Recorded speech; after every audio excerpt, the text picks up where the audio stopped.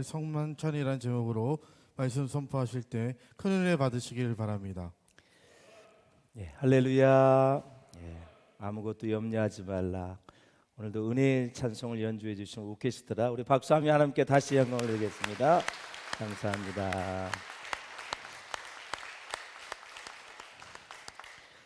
우리 옆 사람과 기쁘게 인사하겠습니다. 오늘도 하나님의 음성을 들읍시다. 자, 교회가 가난한 사람을 대하는 모습이 곧 교회의 영적 상태를 보여주는 지표가 될 수 있습니다.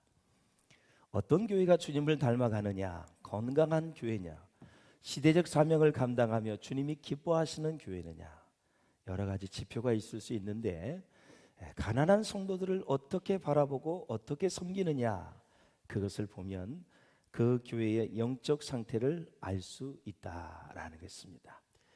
자, 오늘 고린도 교회의 성찬식은 가난한 자들, 노예, 약자들, 소외된 자들을 결국은 구석으로 몰아내는, 완전히 코너로 몰아내서 그들을 시험 들게 하는 그런 지경에까지 이르러서 바울이 책망을 하고 있는 것입니다. 그런 성찬식에는 주님이 계시지 않는다는 거죠. 여러분, 개인도 그렇고 교회도 사명을 잃어버린 교회는 가난한 자들에 대한 마음도 잃어버리게 됩니다. 스스로를 위해서 살고 있는지, 진짜 예수 그리스도의 시선으로 이웃을 돌아보며 살고 있는지 다시 한번 우리는 반성해 보았으면 좋겠습니다. 자, 성만찬의 원리는 사랑의 나눔입니다. 예수 그리스도의 피를, 예수 그리스도의 살을 우리가 경험하면서 십자가의 죽으심을 우리가 다시 한번 생각하고 묵상하는 것이죠.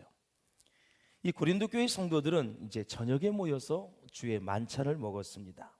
교제하고 예배를 드렸는데 이 부자와 상전들은 일찍 모일 수 있었지만 가난한 사람들, 노예들, 당시에 굉장히 바닥에 있어서 힘들게 살아가는 사람들, 그런 사람들은 아주 늦게까지, 해가 떨어질 때까지 일을 하니까 예배에, 성만찬에 늦을 수밖에 없었다라는 거죠. 그러다 보니 부유한 자들은 자기 음식을 가져와서 먼저 먹었습니다. 늦게 온 사람들, 가난한 사람들은 먹을 것이 없어 배가 고팠습니다. 자, 설교를 듣기 전에 그러면 도대체 만찬은 뭐고 애찬은 뭐고 지금 무슨 얘기를 하고 있는가? 당시에는 애찬을 먼저, 밥을 먼저 먹었습니다. 그리고 나서 이어서 바로 성만찬이 이어졌던 거죠. 그것을 생각하면서 설교를 들으시고, 그래서 이렇게 이루어졌구나. 그래서 애찬은 식사입니다.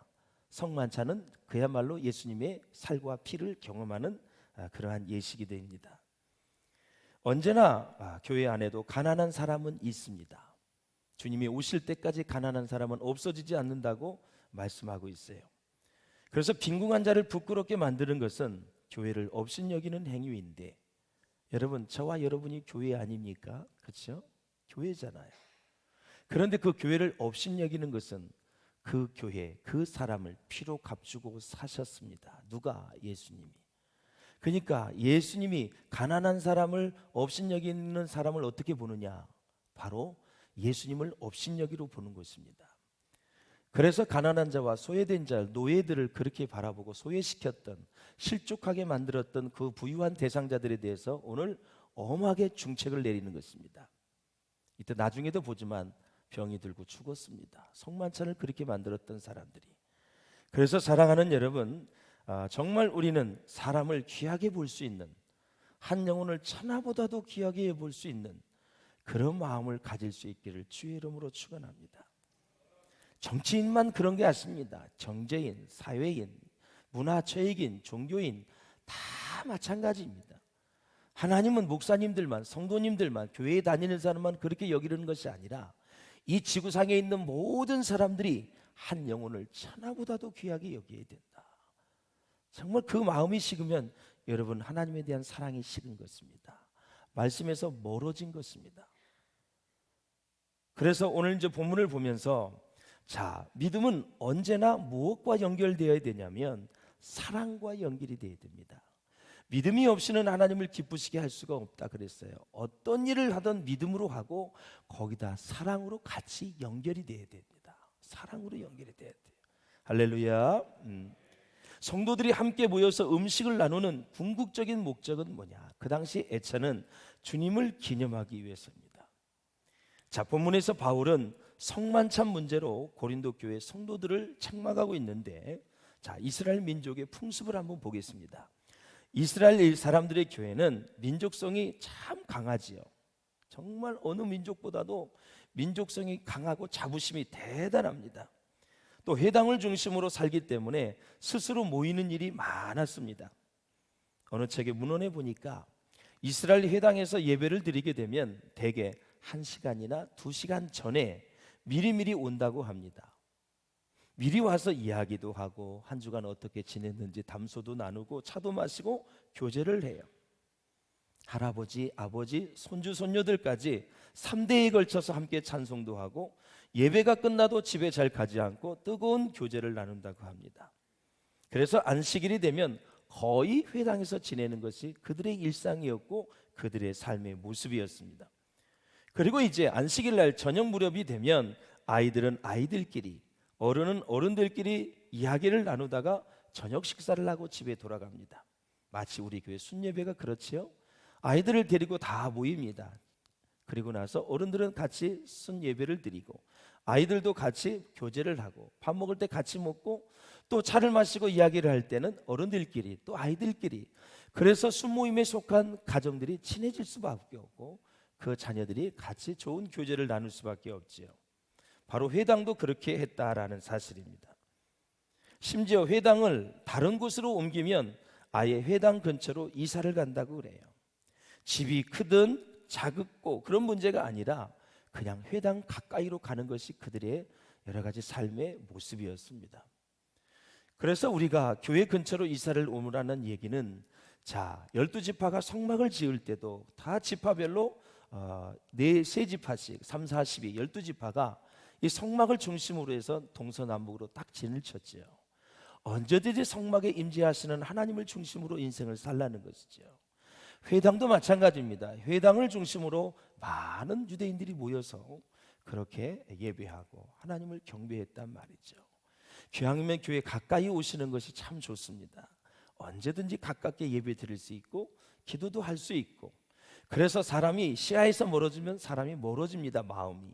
그런 것처럼 언제든지 교회를 가까이 하면은 또 내가 또 교회를 가까이 하면서 내 신앙생활에 도움이 되면 되었지 해는 되지 않습니다. 그러므로 사랑하는 여러분, 자, 그 당시에 어떤 풍습이 있었냐면 에라누스라고 하는 일종의 식사를 겸한 잔치가 있었어요. 에라누스. 각자가 음식을 준비해서 오는데 점심시간이나 저녁시간이 되면은 거기에 리더가 선포합니다. 자, 식사 시간입니다. 이렇게 공포를 하면 돈 많은 사람은 좋은 음식을 해다가 자랑스럽게, 그것도 자기 친한 사람들만 불러가지고 나누어서 먹고, 조금 덜 친하고 가난한 사람은 무시했던 것이 그 당시의 모습이었습니다. 자, 이런 이제 상황이 계속 반복이 되니까 가난한 사람은 한쪽 코너 구석에서 아주 초라하게 식사를 합니다. 또 어떤 가난한 사람은 음식을 가져오지 못해 아예 먹지도 못하는 현상이 일어나기도 하고요. 그래서 이 에라노스라는 잔치는 그 취지가 참 좋은 것이었는데 점차적으로 시간이 지나면서 높은 자와 낮은 자, 있는 자와 없는 자, 이런 데서 이제 차별하는 일이 생기게 되었다라는 것입니다. 자, 그런데 예수 믿는 사람들이 이제 예수를 믿으면서 또 모이기를 시작했습니다. 이제 그럴 때에 역시 자기들의 풍습과 습관이 있으니까 그 맥락대로 에라노스 모임, 그 음식을 가져와서 잔치를 하게 된 것입니다.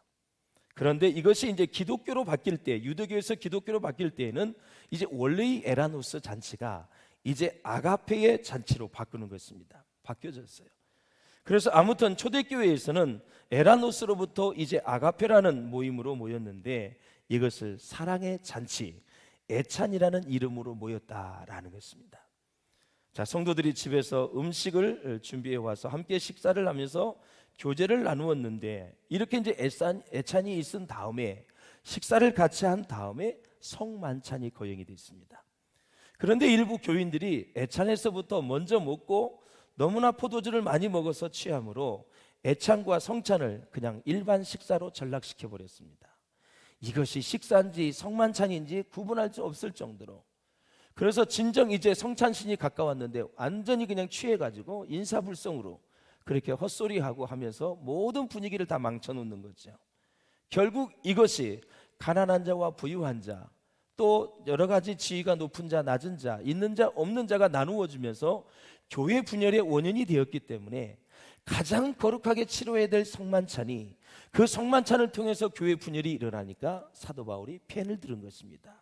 그렇게 하면 아니 된다라는 것입니다.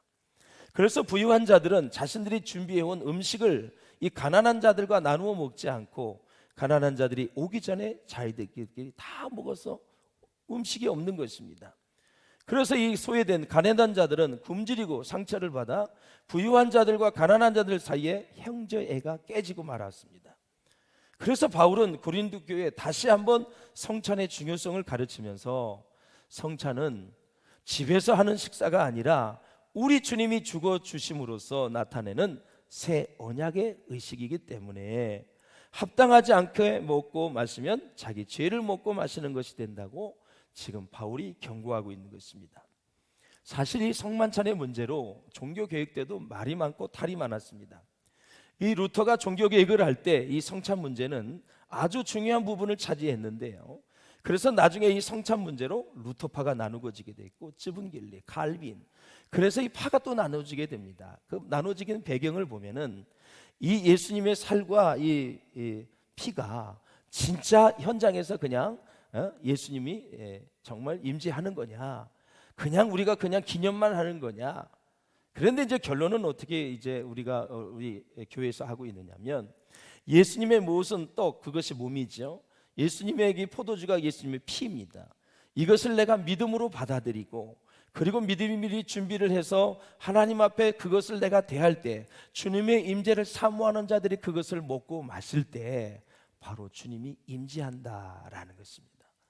그러니까 임재한다 안 한다 이런 것들로 인해서 다 파가 나누어진 것입니다. 중요한 것은, 핵심적인 건 예수님의 피와 예수님의 살을 대할 때 주님을 대하듯 그 마음과 정성과 믿음을 가지고 대하면 되는 것입니다.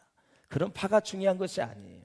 그러하기 때문에 사랑하는 여러분, 그때에도 이 쯔분길리, 루터, 칼빈 그런 파가 다 나누어진 것이에요. 그런 거 신경 쓸 필요가 없습니다. 그래서 당시 고린도 교회가 세워졌을 때는 노예나 주인이 결코 한 자리에 앉아서 함께 음식을 먹을 수 없는 그런 사회적 분위기, 여러분 잘 아시죠? 사회에서는 다 그랬어요. 감히 노예가 상전하고 식사를 할 수도 없습니다. 같이 앉을 수도 없고요. 그러니까 사회에 있던 그 풍습이, 그 문화가, 식사 문화가 그대로 고린도 교회에 들어온 거죠. 근데 사도 바울은 그게 아니다. 우리가 예수의 피로 한 몸 이룬 하나님의 자녀들인데 교회에서까지 와서 그렇게 할 필요가 어디 있느냐. 이것은 교회 분열이 원인이 된다 하고 지적을 하는 것입니다. 그러나 교회에서는 모두 함께 성찬식을 하고 식사도 함께 같이 해야 되는데 그렇지 않는 모습이 보였다는 거죠.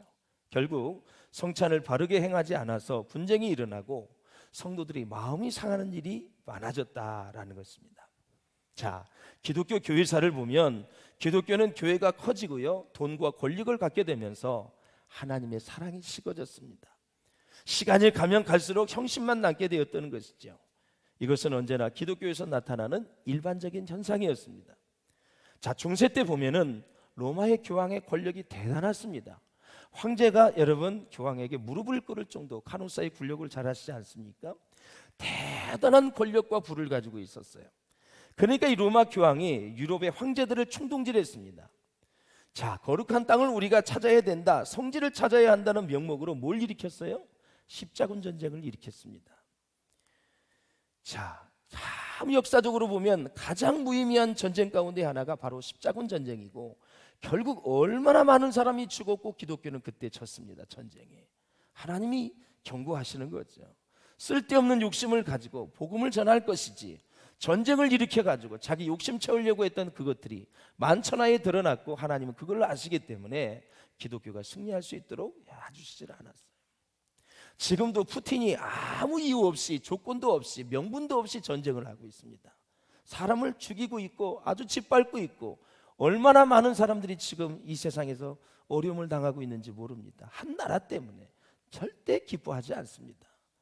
우크라이나 사람도 하나님이 얼마나 사랑한지 모르고 러시아 사람도 하나님이 사랑하십니다. 모든 민족이 구원을 얻기까지 지금도 쉬지 않고 일하시는 분이 하나님이신데 무고하게 그렇게 전쟁을 일으키는 게 정말 합당하지 않는다라는 것이죠. 빨리 종식될 수 있도록 여러분 기도할 수 있기를 주의 이름으로 축원을 드립니다. 그렇습니다. 사랑하는 여러분, 이렇게 정말 가난한 자와 또 부유한 자들이 같이 성찬을 해야 되는데 이렇게 교회사적으로 볼 때도 우리가 여러 가지 한번 챙겨야 될 건 챙겨야 된다. 고린도 교회도 여러분 교회가 부흥하고 성도들이 많아지고 세상적으로 똑똑해진 사람이 많이 들어오면서 하나님의 사랑이 식어져 갔습니다. 말라갔어요. 성만찬에도 문제가 생기기 시작을 한 것입니다. 언제 어디서나 학교도 그렇고 교회도 그렇고 그리고 직장과 사업장도 마찬가지요. 미성숙한 사람이 꼭 있게 되면 크고 작은 문제를 일으키게 되어 있습니다. 그런데 교회도 미성숙한 사람이 있다 할지라도 그것을 담을 만한 그릇과 인격이 있으면 그냥 묻어서 가는데 다 같이 미성숙하면 싸움이 일어나는 것입니다. 누군가는 참아주고 누군가는 인내해주고 누군가는 그냥 소가리를 해야 결국 교회 문제가 일어나지 않아요. 그러하기 때문에 여러분 모든 면에서 말씀의 훈련을 좀 잘 받으시고 말씀대로 잘 사셔서 이 성만찬이 이 지구상에서 비전교회가 가장 최고의 성만찬을 주님께 올려드릴 수 있기를 주의 이름으로 축원을 드립니다. 할렐루야. 농담으로도 제가 말씀을 드렸어요. 야, 올해는 와인 맛이 참 좋은 것 같아. 여러분 그 말도 안 했으면 좋겠어요. 십자가의 피를 경험하는 건데 그거는 전혀 은혜 받은 건 얘기를 안 하고 올해는 포도주가 참 땡기더라 막 이러면서 뭐 한 잔 더 먹었으면 좋겠는데 막 이런 말씀 안 하셨으면 좋겠어요. 땡기긴 뭘 땡겨. 성만찬을 하는데. 그래서 그런 것들이라도 생각차 떠서 섞으면 안 되는 거예요. 아, 그때 포도주를 봤는데 얼마나 은혜가 됐는지, 주님의 피가 얼마나 소중한지, 너무 은혜를 받았다고 한없는 눈물을 흘렸다고 감사하고 감격하고 회개하면서 다시 한번 새로워졌다고 이런 얘기를 나눌 수 있기를 주의 이름으로 축원을 드립니다. 자, 17절 18절 한번 같이 보겠습니다. 시작. 내가 망하는 이 일에 너희를 칭찬하지 아니하나니 이는 너희의 모임이 유익이 못되고 도리어 해로움이라. 먼저 너희가 교회에 모일 때 너희 중에 분쟁이 있다 함을 듣고 어느 정도 믿거니와 그랬습니다. 자, 분쟁이라는 말이 나옵니다. 여기에서 분쟁은 스키즈마타라는 단어예요. 나쁜 의미에서 분열을 얘기하는 분쟁. 그리고 19절에 보면 너희 중에 파당이 있어야 된다. 너희 중에 옳다 인정함을 받은 자들이 나타나게 되리라 그랬는데 파당이 도대체 무엇일까? 파당은 하이레세이스라는 단어인데 이 뜻입니다. 바르지 못한 일이 일어날 때 그 일이 잘못된 일이라고 지적하는 사람들이 등장을 해서 견해가 갈라지는 것입니다. 자, 성만찬을 냈습니다. 어떤 아주 진실한 거룩한 사람들이 딱 보니까 이건 아닌 것 같아. 그러니까 얘기를 합니다. 우리 정말 진지하게 거룩하게 했으면 좋겠다. 이런 얘기를 하는 사람이 있어야 되는데 고린도 교회는 분열은 있고 파당이 없다라는 것은 모두가 다 이 성만찬에 대해서 무엇이 올바른지를 모르고 있다라는 그 얘기입니다. 파당이 있어야 된다는 것은 저건 저렇게 하면 안 된다고 말하는 사람이 있어서 그 성만찬이 다시 시정이 돼서 잘 돼야 되는데 그런 말을 하는 사람이 없다라는 그런 얘기를 하는 것입니다. 그래서 파당은 좋은 의미의 단어로 사용되고 있습니다. 자, 그래서 고린도 교회는 식사와 성만찬 문제로 분열은 있었지만 파당이 없었습니다. 바울은 이 점을 진짜 안타까워하고 있는 것입니다. 파당이 있어야 너희 중에 옳다 인정함을 믿는 자들이 나타나게 되기 때문에 그렇지요. 다시 말해서 옳고 그름이 분명해질 수 있기 때문에 그래요. 당시 고린도시의 이방인들이 손님을 초대해서 식사 모임을 가질 때 나타났던 그 좋지 않은 관습이 있었어요. 자, 성찬식과 애찬이 진행되는 동안에 교회의 공동 식사 모임에 슬그머니 그런 문화가 들어오기 시작을 했습니다. 자, 예를 들어서 귀족이 있었습니다. 아주 큰 집이 있었어요. 넓은 집을 가진 사람이 있었어요. 그러니 방도 많았겠지요. 자, 초대를 했어요. 그런데 이 초대하는 자리가 사회적인 신분 계급이 드러나는 자리가 되고 말았어요. 자, 귀족들의 저택을 보니까 방이 많았어요. 그 중에서도 가장 중요한 위치한 방을, 가장 중앙에 위치한 방을 뭐라 그러냐면 트리클리누움이라 그랬다. 지금 보이시죠? 큰 탁자가 있습니다. 그리고 비스듬히 누워서 식사를 할 수 있는 고급 소파가 있습니다. 그리고 여기에는 누가 참여할 수 있느냐? 귀족들, 하이클래스에 있는 사람들, 그리고 귀족의 자녀들이 참여를 했습니다. 고급 음식을 먹었고 최상급 포도주를 마셨습니다. 그러니까 이 자리에 오는 사람들은 완전히 트리클리누움, 그래서 최고급의 상류층에 있는 사람들입니다. 그런데 가장 자리에 있는 사람들은 아트리움이라는 그런 방이 있는데 탁자와 소파도 없습니다. 그리고 아주 질이 떨어지는 포도주를 마셨고 노예와 평민, 이런 아주 소외된 사람들이 모여서 음식 부스러기를 먹었다라는 것입니다. 그러니 여러분, 당시에 있었던 이 모든 것을 바울이 듣고 이것은 아니다라는 것이죠. 그러고 나서 어떻게 저게 여러분 은혜스러운 성만찬이 될 수가 있겠습니까? 바울이 개척을 하고 1년 6개월 동안 목회를 하고 떠나간 이후에 부유한 사람들이 믿음이 변질이 됐습니다. 그리고 나서 사랑의 식사의 정신에서 떠나서 잘못된 생각을 가지기 시작을 했다 그랬어요. 그래서 이 부유한 귀족들이 이제 돈이 많으니까 시간이 많습니다. 항상 그렇습니다. 어느 시대든 돈 많은 사람이 시간이 많아요. 가난한 사람은 하루 종일 일을 해도 얻는 것이 별로 없습니다. 시간을 많이 투자해도, 그러니까 시간을 많이 쓸 수가 없지요. 그래서 이 시간이 많은 이 부유한 귀족들이 일찍 교회에 도착을 합니다. 그리고 늦게 오는 그러한 가난한 사람들을 기다리지 않고 최상급 음식들을 먼저 다 먹어버렸습니다. 그래서 성경에 보면 먼저 갖다 먹는다라는 단어가 원어에 보면은 개걸스럽게 먹어 치운다 그 단어예요. 그러니까 부유한 사람들이 먼저 와서 최고급 음식을 먼저 다 개걸스럽게 먹어 치워버립니다. 음식이 없어요. 너무 많이 좋은 포도주를 먹어서 아주 취했습니다. 인사불성이에요. 반면에 가난하고 노예된 사람들은 굶은 배를 채울 수가 없었습니다. 상처만 남게 되었다라는 것입니다. 그래서 바울이 부유한 성도들을 이렇게 책망합니다. 22절을 같이 보겠습니다. 시작. 너희가 먹고 마실 집이 없느냐? 너희가 하나님의 교회를 업신여기고 빈궁한 자들을 부끄럽게 하느냐? 내가 너희에게 무슨 말을 하랴? 너희를 칭찬하랴? 이것으로 칭찬하지 않노라. 칭찬하지 않겠다는 것입니다. 주님은 떡을 떼어 주시면서 너희 성도들을 위하여 주는 자신의 몸이라고 우리에게 말씀하셨고요, 포도주를 주시면서 이 잔은 피로 세우시는 새 언약이라고 그 의미를 설명해 주셨습니다.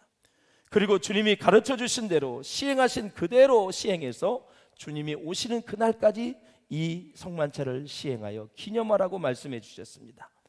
자, 예수님은 죄와 사망의 권세에 사로잡혀 있는 인류를 구원하기 위해서 철저하게 자기의 몸과 피를 죽음에 내어주셨습니다. 포도주 잔을 주시면서 내 피로 세운 새 언약이라고 말씀하셨습니다. 그렇다면 언약은 무엇일까요? 읽겠습니다. 시작. 언약은 간단히 말해서 서약 또는 다짐이라는 뜻입니다.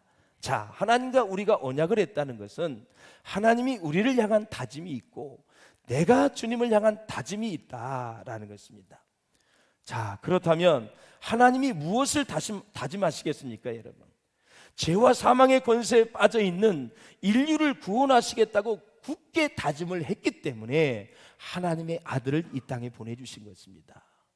그 아들이 죽어주심으로, 십자가에 죽어주심으로, 내 죄를 대신해서 죽어주심으로, 내 죄값을 대신 치러주심으로 우리가 구원을 받으신 것입니다. 그런데 이 다짐은 이미 아담과 하와 때부터 있었다라는 거죠. 예를 들어 제가 설명을 드리겠습니다. 아담과 하와에게 처음으로 죄와 사망에 빠진 인류를 구원하시겠다는 다짐을 주셨습니다. 그 이후에 주기적으로 하나님은 인간에게 나타나셔서 반복하여 다짐을 주셨습니다. 언약을 주셨다는 거죠. 따라서 구약 성경에는 아담의 언약이 있습니다. 노아의 언약, 무지개 언약이죠. 다시는 물로 심판하지 않겠다. 아브라함의 언약이 되어 있습니다. 믿음의 조상이 되게 해주시겠다. 야곱의 언약, 다윗의 언약, 예레미야 언약 등 언약이 참 많이 있습니다. 자, 예를 들어서 아담 언약은 이것입니다. 하나님은 아담과 하와가 선악과를 따먹고 범죄한 이후에 아담과 하와, 뱀에게 벌을 내리셨습니다. 특히 뱀에게 이렇게 말씀하셨습니다. 창세기 보실까요? 시작. 내가 너로 여자와 원수가 되게 하고 내 후손도 여자의 후손과 원수가 되게 하리니 여자의 후손은 내 머리를 상하게 할 것이요 너는 그의 발꿈치를 상하게 할 것이니라 하시고. 아멘. 물론 이 말씀은 뱀을 상대로 한 말씀이지만 사실상은 아담과 하와에게 주신 말씀입니다. 사랑하는 여러분, 사실 여기에서 여자의 후손은 그리스도를 뜻하는 거지요. 뱀은 사단을 말합니다. 뱀이 여자의 후손의 발꿈치를 문다는 것은 그리스도를 십자가에 매달아 죽인다는 뜻입니다. 여자의 후손이 뱀의 머리를 상하게 한다는 말씀은 예수님이 죽음을 이기고 부활하신다는 말씀이에요. 그러므로 이 말씀에 부활의 소식이 담겨져 있는 것입니다. 그러니까 그 이후에 나오는 언약들도 다양한 표현 방식들을 동원해서 하나님의 구원의 다짐을 전하고 있는 것입니다. 자, 예수님이 십자가 위에서 몸과 피를 희생시킨 사건도 바로 죄와 사망의 권세로부터 인류를 구원하시고자 원하는 하나님의 언약, 하나님의 다짐이다라는 것입니다. 자, 주의 만찬은 예수님이 체포되시기 전에 제자들과 함께 나누었던 유월절 만찬에서 시작이 되었습니다.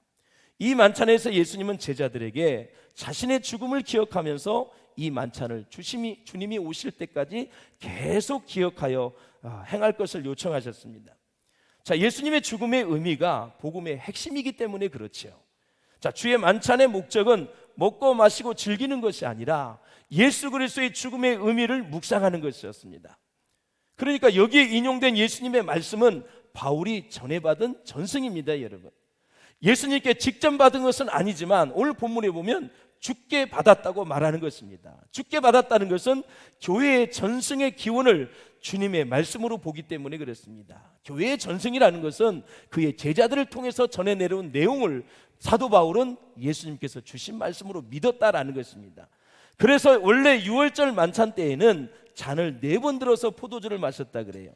그래서 이렇게 잔을 들고 4번 이렇게 마시면서 4가지의 사중에 그러한 구속 약속을 해주셨는데 이 4번의 잔은 출애굽기 6절에서 7장에 언급된 사랑의 그 구속의 약속을 상징하는 건데요. 이때 이스라엘 자손에게 말하기를 나는 여호와라 그랬습니다. 그러면서 첫 번째 잔을 쫙 듭니다. 그러면서 첫 번째, 내가 애굽 사람의 무거운 짐 밑에서 너희를 빼냈다, 구원했다. 잔을 한 잔 딱 마시는 것입니다. 두 번째 잔을 마시고 그들의 노역에서 너희를 건져냈습니다. 세 번째, 편팔, 하나님의 능력의 팔로 여러 큰 심판들로서 너희를 속량했다. 네 번째, 너희를 내 백성으로 삼고 나는 너희의 하나님이 되리니 나는 애굽 사람의 무거운 짐 밑에서 너희를 빼낸 너희의 하나님 여호와의 인줄 너희가 알지라 하면서 네 번째 잔을 마시면서 그들은 예수님의 사중의 구속의 사랑의 약속을 우리가 받았다라는 것입니다. 사랑하는 여러분, 이렇게 하나님의 나라가 함께하면, 주의 영이 임재하면 최고의 기쁨과 지상 천상 최고의 복의 잔치가 벌어지는 것입니다. 그 잔치가 바로 하늘나라에서 이루어지는데 이 땅에서 성만찬을 통해서 주님을 경험할 때 그 잔치의 향연, 그 잔치의 기쁨이 우리 가운데 충만한 성만찬이라는 것입니다. 그런데 이 성만찬을 왜 이렇게 더럽혔느냐, 그 말씀을 하시는 것입니다. 여러분, 사랑하는 여러분, 마지막으로 30절에서 32절에는 주님의 몸에 나타난 자기 희생의 원리를 짓밟고 성찬에 참여했을 때 나타난 무서운 결과와 이 결과에 대한 해석이 나옵니다. 이 부유한 자들이 성찬식을 짓밟았어요. 그래서 이 부유한 성도들에게 하나님이 징계를 하는데 그 징계의 내용이 30절에 있습니다. 한번 읽어보겠습니다. 시작. 그러므로 너희 중에 약한 자와 병든 자가 많고 잠자는 자도 적지 아니하니 그랬습니다. 성찬을 이렇게 짓밟고 무시했던 부유한 자들에게 하나님이 벌을 내렸는데 너희 중에 약한 자가 있고 병든 자가 있고 심지어는 잠자는 자들이 죽은 자입니다. 생명까지 하나님 거두어 갔습니다. 예전에 교단에 총회를 할 때 자꾸 이제 교단을 회의를 하다 보면 아주 격해질 때가 있죠. 어느 목사님 화가 나서 성찬식을 뒤엎었어요. 그 자리에서 직사했습니다. 여러분, 이렇게 성경의 깊은 말씀을 배우고 나면 이 성찬식을 대하는 게 얼마나 여러분 무서운지를 아셔야 돼요. 두려운지를 아셔야 돼요. 이것은 주님의 피와 지금 몸을 경험하는 거기 때문에 그 화가 난다고 성찬성을 뒤엎어버리는 거예요. 그 자리에서 죽었습니다, 여러분. 총회하다가. 그래서 우리가 이 땅에 살면서 이 거룩성이 얼마나 우리 가운데 필요한지를, 소중한지를 아셔야 된다라는 것입니다.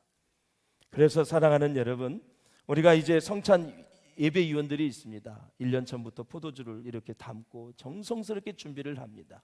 그러면서 다 이렇게 올라와서 우리가 대할 때 진짜 경건한 모습으로, 그래서 세례를 받지 못한 분들은 대하지 못하는 거예요. 주님의 피와 주님의 살이기 때문에 그래요.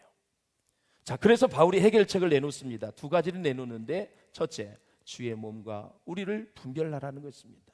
그리고 형제들이 먹으러 모일 때 부유한 자들이 기다리지 않고 먹었잖아요. 서로 기다리라. 그래서 같이 먹으라라는 것입니다. 교회에서 가지는 사랑의 식사 자리는 배부르기 먹기 위하여 모인 자리가 아니다. 그런 목적이라면 집에서 그냥 많이 먹어라, 그 뜻입니다.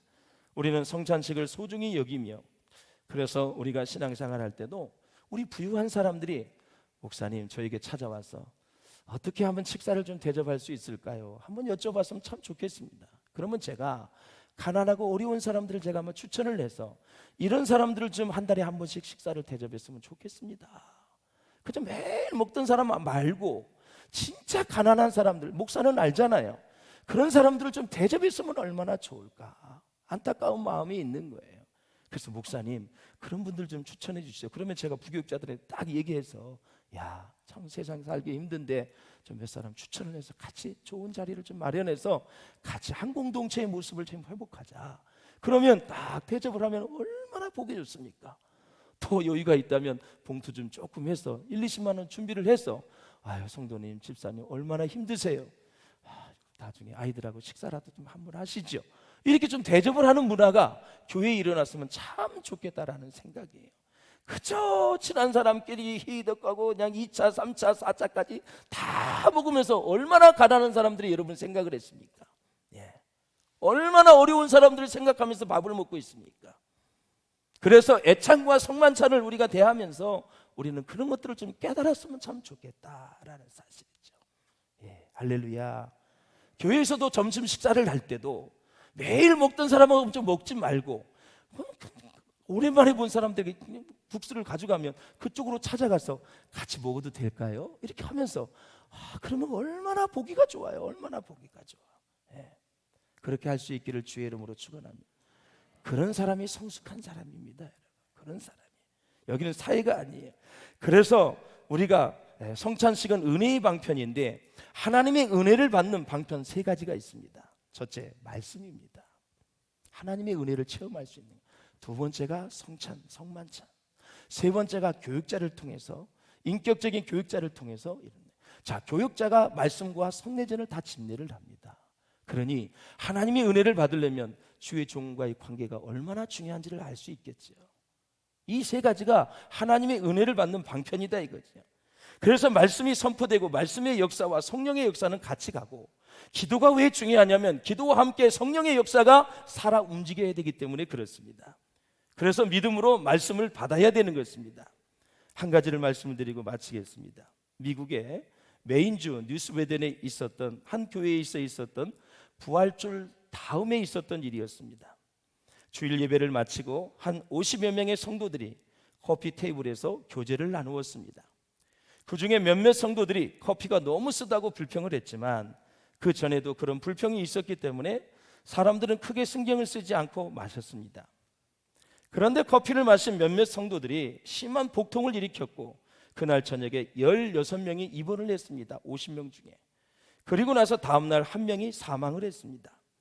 경찰은 교회에 있는 커피를 프림을 조사를 해봤는데 다량의 비소가 들어있는 것을 발견을 했습니다.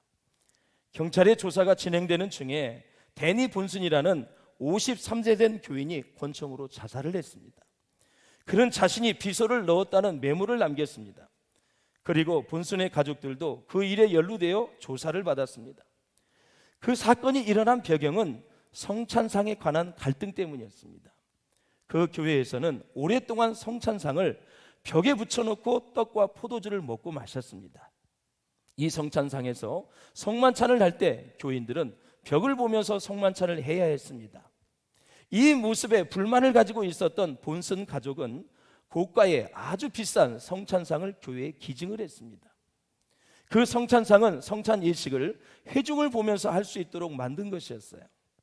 그러나 교회의 장로들은 새로운 성찬상을 사용하지 않고 관습대로 오래된 성찬 탁자에서 하던 그대로 성만찬을 진행을 했다는 것입니다. 자신들이 기증한 성찬상을 사용하지 않는 것에 대해 불만을 품은 본슨과 본슨의 가족은 마음에 큰 상처를 받았고 결국 그런 엄청난 일을 저질러 사망하는 일까지 일어났던 것입니다. 사랑하는 여러분, 때로 교회 안에서 비본질적인 것으로 인해서 교인들 간에 상처를 주고받는 사실은 너무나도 안타까운 일입니다. 사랑하는 여러분, 성만찬에 참여할 때 꼭 주의해서 마음의 준비를 잘 하시고 경건한 마음으로 성찬에 참여할 수 있기를 주의 이름으로 축원합니다. 여러분, 성만찬에 참여할 때 얼마나 은혜와 큰 감동을 받으셨는지요. 혹시 나 때문에 상처받고 또 어려움을 당한 성도는 없는지 한번 돌아보시고요. 혹시 나도 모르게 상처를 주셨던 분은 없습니까, 여러분? 그렇다면 내가 그 사람에게 상처를 주었다면 어떻게 하면 그 사람을 보듬고 같이 갈 수 있을까요? 하나님의 은혜를 구할 수 있기를 주의 이름으로 축원합니다. 말씀을 맺겠습니다. 성찬 예식 속에 모든 은혜의 말씀이 다 들어가 있습니다. 거기에는 화목도 있고요, 생명이 있고 구원이 있습니다, 약속이 있습니다, 종말이 있다고 말씀을 드렸어요. 재림 오실 때까지 그 일을 행하여 기념하라 그랬어요. 과거와 현재 미래를 아울러 하나님의 은혜를 깊이 생각하면서 이 성만찬을 통해 큰 은혜를 체험하는 우리 모두가 될 수 있기를 주의 이름으로 축원합니다. 기도하시겠습니다. 우리 기도하실 때 하나님 아버지, 우리 교회의 성만찬이 주님 오실 때까지 할 터인데 이 성만찬을 통해서 주님의 살과 주님의 피를 경험하게 도와주시옵소서. 나의 죄를 위해서 못 박혀 죽으신 주님, 그것을 경험하는 성만찬이 되게 해달라고 우리의 지난 생활을 생각하며 우리 다같이 주님을 한번 부르며 간절히 기도하겠습니다. 주여, 좋으신 하나님 아버지, 은혜와 사랑을 감사합니다. 저희들을 사랑해 주시고 인도하시고 역사해 주셔서 때마다 일마다 도우시는 주의 손길과 함께 하시고 역사해 주시기를 바랍니다. 하나님, 고린도 교회의 성만찬이 하나님의 뜻에 부합하지 못하고 하나님 가난한 자와 노예들, 소외된 자를 소외시키고 결국 교회의 분열이 원인이 되었던 모습을 보여 아버지, 이 성만찬이 정말 주님이 함께 하시는 성만찬이 될 수 있도록 우리 주님 말씀하셨습니다. 오 주님, 하나님의 은혜와 사랑과 능력 가운데 함께하여 주시고 인도하여 주셔서 하나님의 능력과 권세로 함께하여 주시고 모두가 다 성만찬의 은혜 받는 놀라운 시간들이 되어줄 수 있도록 주님 축복해 주시옵소서. 주여 감사합니다. 오 주여, 우리와 함께 하시고 역사해 주시옵소서. 축복하여 주시옵소서. 주님,